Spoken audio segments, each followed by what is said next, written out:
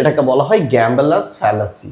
ওকে, গ্যাম্বলার্স fallacy হচ্ছে একটা classic example যেটা প্রচুর পরিমাণে ট্রেডারদের মধ্যে হয়, সেই কারণে নামটাই এরকম যে গ্যাম্বলার্স ফ্যালাসি। অর্থাৎ কি হচ্ছে, বিষয়টা হচ্ছে এরকম যে মনে করুন মার্কেট পরপর 5 দিন ফল করলো এবং বড় বড় ক্যান্ডেলে ফল করছে।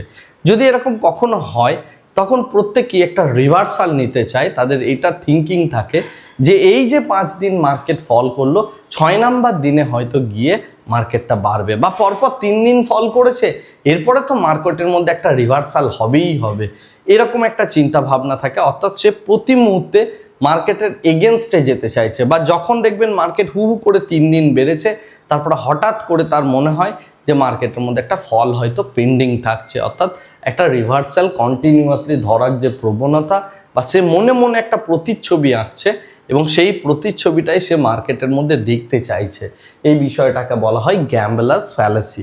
ভালো কথায় বলতে গেলে random market have no memory, অর্থাৎ এই যে মার্কেটের মধ্যে যে র্যান্ডামনেসটা চলছে তার কিন্তু কোনো মেমোরি নেই, বাট আমাদের ব্রেনের মধ্যে সেই মেমোরিটা আছে এবং এটাকে আমরা একটা সিকোয়েন্সিয়ালি সাজিয়ে ফেলি, রাইট? এখানে